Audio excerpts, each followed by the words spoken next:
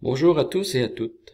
Mon nom est Roch Santerre, professeur retraité du département des sciences géométriques de l'Université Laval. Il me fait plaisir de vous présenter ma carte récit sur les sites et curiosités géométriques au Québec.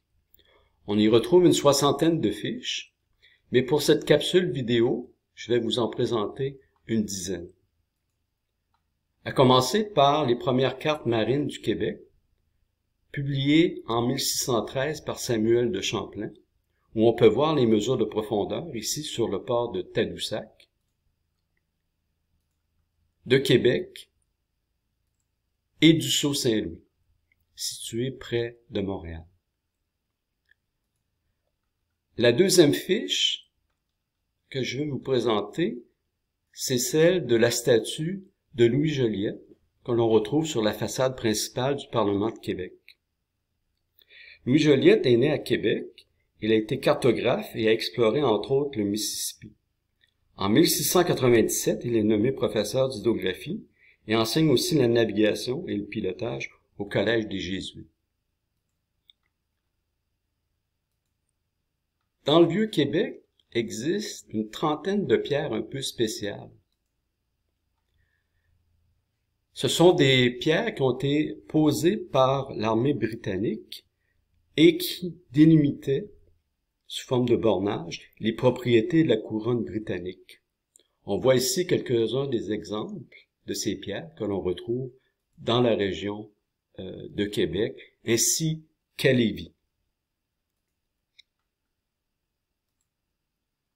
Au parc de l'Artillerie, situé au coin des rues Saint-Jean et d'Auteuil, on retrouve la fameuse maquette 3D de la ville de Québec créée par Jean-Baptiste Duberger.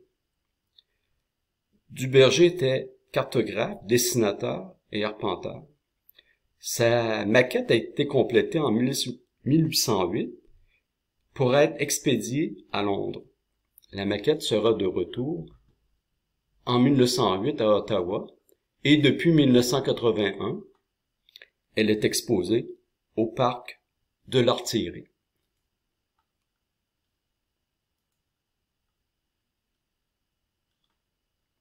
Maintenant, on se transporte sur les plaines d'Abraham, où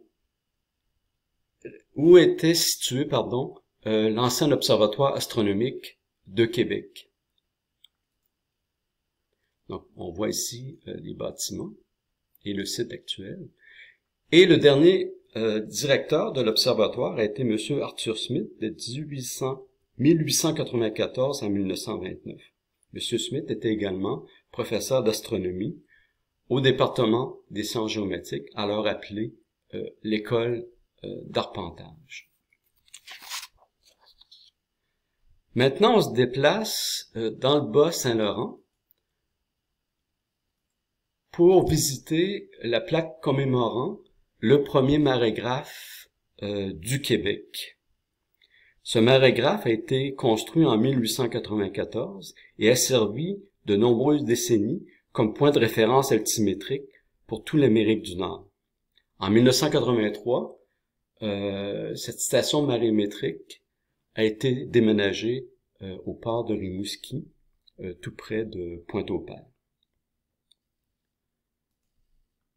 Maintenant, un petit tour vers l'Outaouais québécois, où on trouve la toute première station géodésique qui a servi de point initial de la toute première triangulation géodésique effectuée par les levées géodésiques du Canada en 1905. Soulignons qu'il existe environ 100 000 médaillons géodésiques répartis sur tout le territoire québécois. La prochaine fiche concerne l'école d'arpentage, qu'on appelle maintenant le département des sciences géométriques de l'Université Laval. Elle a été fondée en 1907 et ses premiers locaux étaient situés dans le pavillon des facultés qui abritait également l'école de génie forestier et la faculté de droit. Ici, on a une photo justement des premiers locaux de l'école d'arpentage. Et finalement, transportons-nous à la baie d'Hudson, où on peut voir ici une station GNSS permanente à Kuujjuaq, qui permet, entre autres, de mesurer les déplacements de la croûte terrestre. Ici, à Kuujjuaq, on peut voir un soulèvement de la croûte terrestre d'environ 1,3 cm par année. Ce phénomène est expliqué, ce qu'on appelle le rebond post-glaciaire. C'est que lors de la dernière glaciation, il y avait une calotte glaciaire d'environ 3 km d'épaisseur. Et depuis la fonte de ce glacier, cette calotte glaciaire, la croûte terrestre se relève continuellement pour reprendre sa forme originale. Alors voilà, c'était les quelques fiches que je voulais vous présenter concernant ce site internet sur les sites et curiosités géométriques au Québec. Je vous invite à explorer ce site en détail en cliquant sur le lien web que l'on retrouve dans la description de cette capsule vidéo ou en faisant une recherche avec les mots-clés curiosités géométriques sur votre moteur de recherche. Alors, merci pour votre écoute et à la prochaine.